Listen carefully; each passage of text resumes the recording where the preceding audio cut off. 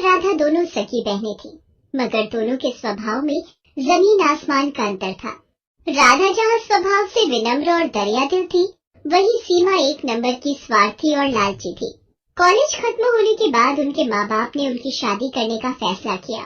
चूंकि सीमा बड़ी थी, इसलिए पहले उसकी शादी तय की गई। एक दिन घर में सीमा और राधा अपने माता पिता के साथ बैठे हुए थे। सीमा बेटा, मैंने तुम्हारे लिए एक लड़का देखा है। ये देखो, ये उसकी फोटो है। ये तो बताइए पापा कि लड़का कितना पढ़ा लिखा है, उसका घर परिवार कैसा है। मैं नहीं चाहती कि मेरी शादी किसी कम पढ़े लिखे या गरीब से हो जाए। अरे बेटा, लड़का बैंक में ऊंचे पद पर है, अच्छा खाता पीता घराना है उसका, रुपए पैसों की कोई कमी नहीं है। तो फिर ठीक है, मुझे मंजूर है ये रिश्ता। निश्चित समय पर बड़े धूमधाम से सीमा की शादी कर दी गई। चूंकि सीमा बड़ी बेटी थी, इसलिए उसके पापा ने शादी में कोई कसर नहीं छोड़ी। उन्होंने अपनी हैसियत से ज्यादा खर्च किया इस शादी पर। इसकी वजह से उन पर अच्छा खासा कर्ज भी हो गया। कुछ समय बाद राधा भी शादी के लायक हो गई।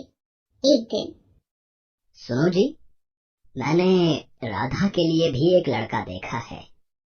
ये लोग सीमा के ससुराल वालों जितने अमीर तो नहीं हैं, मगर शहर में उनका अपना घर और अपनी किराने की दुकान है।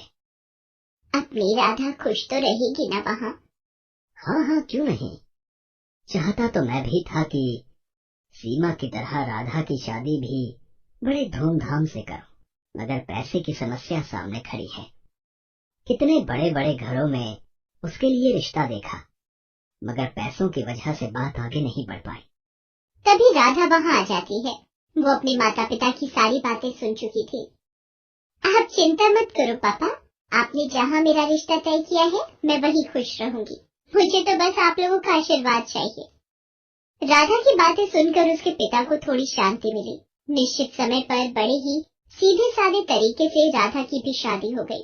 राधा के ससुराल में केवल उसकी सास थी, जो अक्सर बीमार रहा करती थी। राधा ने आते ही घर की सारी जिम्मेदारी अपने सर ले ली, जिससे उसकी सास को बड़ी राहत मिली।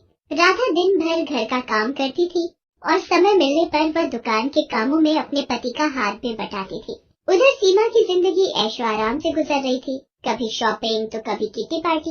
उसका सारा समय इन्हीं चीजों में बीतता था। एक दिन राधा और उसके पति दुकान पर थे, तभी वहाँ एक चमचमाती कार आकर रुकी। उसमें से सीमा और उसके पति निकले। सीमा के हाथ में मिठाई का डिब्बा था।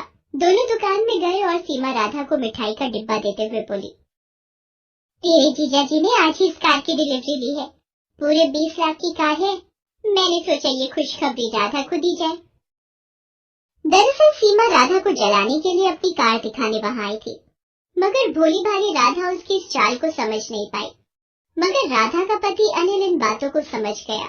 सीमा और उसके पति के जाने के बाद अनिल बोला, तुम्हारी बहन यहाँ खुशखबरी देने नहीं आई थी, बल्कि हमें जलाने के लिए यहाँ आई थी। वो जानती है ना कि हमारी हैसियत नहीं है ना कार खरीदने की, इसलिए अपनी नई कार दिखाकर हमें जलाना चाहती थी। नहीं जी, ऐसी कोई बात नहीं है। वो भला हमें क्यों जलाना चाहेगी? ऐसी ही बात है। उसे पता है ना कि मैं कभी कार नहीं खरीद सकता, मामूली दुकानदार जो हूँ, और उसका पति तो बैंक में बड़ा अफसर है ना। क्यों? किसने कहा कि तुम कभी कार नहीं खरीद सकते? तुम जरूर कार खरीदोगे। अरे सीमा का पति तो बैंक में नौकरी करता है। एक हिसाब से देखे तो वो बैंक का नौकर है, उसे बैंक के हिसाब से काम करना पड़ता है।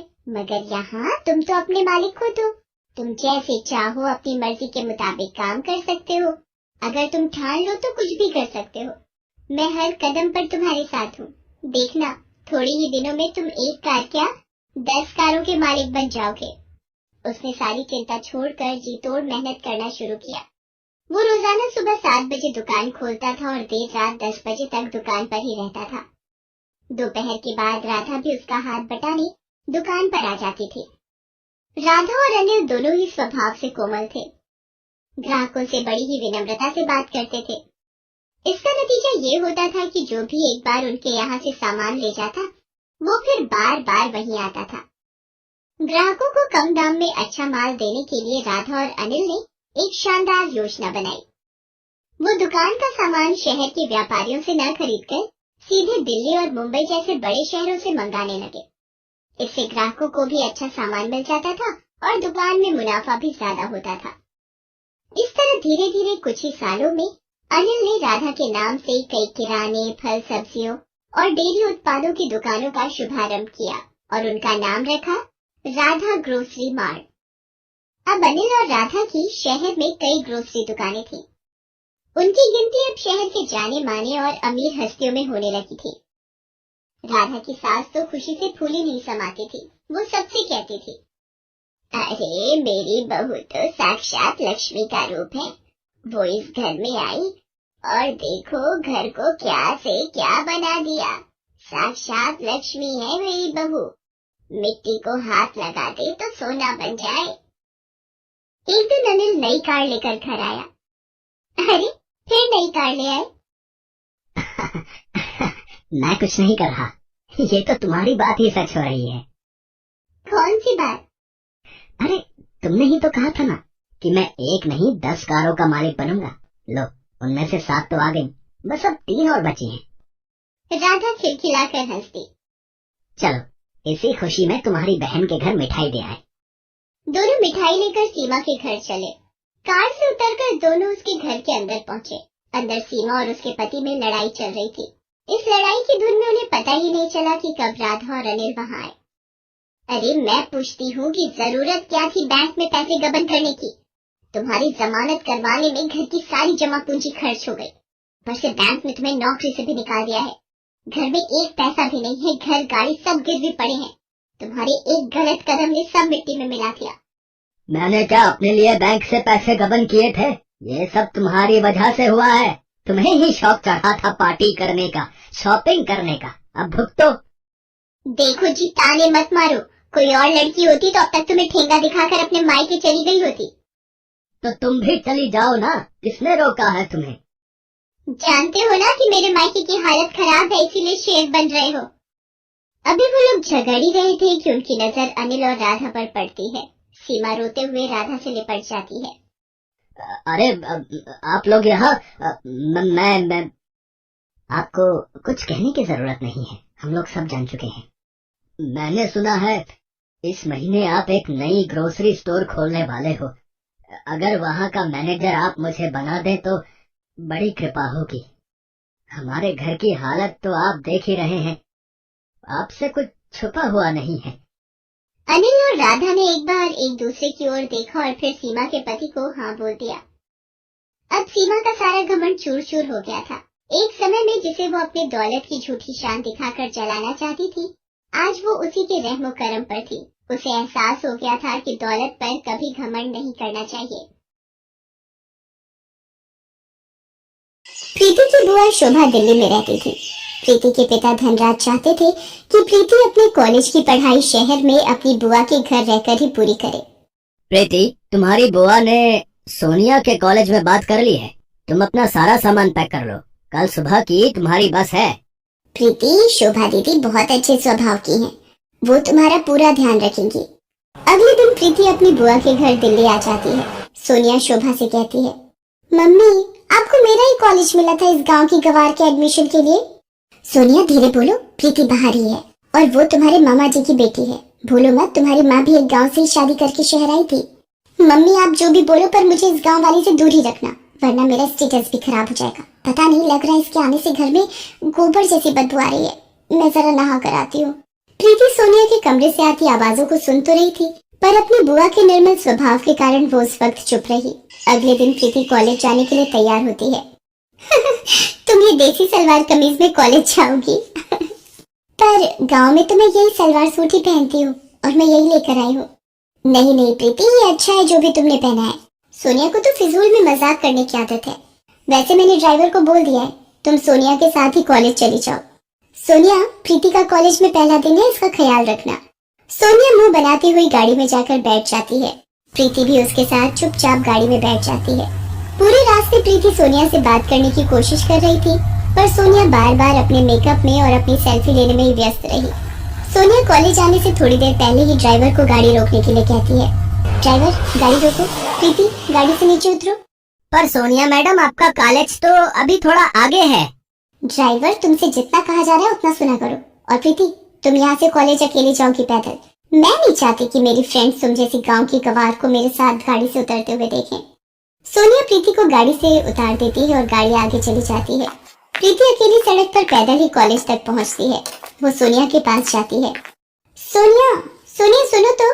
सोनिया, वो सलवार कमीज वाली लड़की तुम्हें आवाज दे रही है। पायल, तू कैंटीन में मेरा वेट कर, मैं थोड़ी देर में आती हूँ। क्या बात है प्रीति, मैंने तुमसे कहा था मेरे से कॉलेज पे दूर रहना, पर तुम सबके सामने इतनी तेज आवाज लगाकर क्यों बुला रही हो? सोनिया, मैं यहाँ पर किसी को भी नहीं जानती हूँ, इसीलिए तुम्हें बुला रही थी।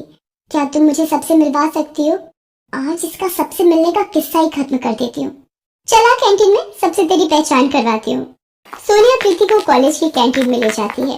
फ्रेंड्स, इससे मिलिए, ये है गांव से आई हुई एक बहुत ही सुशील लड़की प्रीति। ये आप सबके साथ पहचान करने आई है। अच्छा, आओ प्रीति, हमारे साथ बैठो। प्रीति जैसे ही कुर्सी पर बैठने लगती है, सोनिया कुर्सी खींच लेती है। प्रीति जमीन पर गिर जाती है।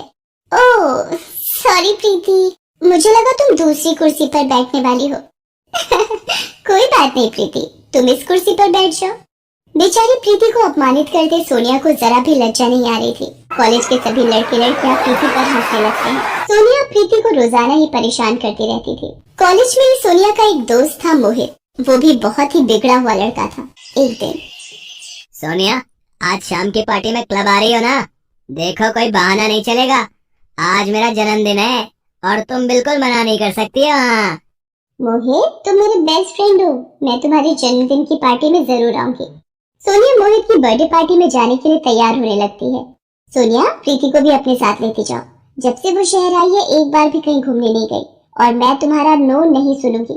ओके मम्मी, पर इसे बोल देना अपने सलवार सूट में ना जाए, कोई जीन्स और कुर्ती पहन ले। प्रीति भी सोनिया के साथ क्लब की पार्टी में चली जाती है। सोनिया प्रीति को एक टेबल पर बिठाकर मोहित और उसके दोस्तों के बीच चली जाती है। Hello Sonia, thank you so much, तुम मेरी पार्टी में आ गई, मानो 4 चांद लग गए।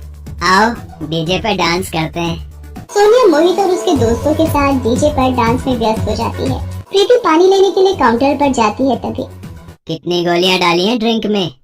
बेफिक्र रहो, इतनी गोलियां डाल दी हैं कि सोनिया को सुबह तक होश नहीं आएगा। ये लोग सोनिया के बारे में क्या बात कर रहे हैं? उसे क्या पिलाने वाले हैं? मुझे सोनिया को बताना ही होगा। ये जरूर सोनिया के साथ कुछ गलत करने वाले हैं। मोहित सोनिया के लिए ड्रिंक लेकर जाता है। प्रीति सोनिया से कहती है, सोनिया, इन्होंने इस पानी में कुछ मिलाया है, तुम इसे मत पीना। ये क्या बकवास कर रही हो? सोनिया, ये लड़की कौन है? कॉलेज में भी ये मेरे साथ चिपकने की कोशिश कर रही थी, मैंने इसे भाव नहीं दिया तो अब ये तुम्हें मेरे खिलाफ भड़का रही है। बिल्कुल गांव की गवार लड़की है ये। तुम इसे मेरे बर्थडे की पार्टी में ले आई हो और ये सारा मजा किरकिरा कर रही है। मेरे से बहुत बड़ी गलती हो गई जो मैं तुम्हें अपने साथ इस पार्टी में ले आई। अभी के अभी ऑटो करो और यहाँ से रफा दफा हो जाओ। इस पार्टी में मुझे तुम्हारी शक्ल ना दिख जाए। गार्ड, इस लड़की को गेट से बाहर कर दो। प्रीति को ना चाहते हुए भी क्लब से बाहर जाना पड़ता है, पर उसे सोनिया की चिंता हो रही थी और वो सोनिया के पास वापस जाने का तरीका ढूंढ रही थी।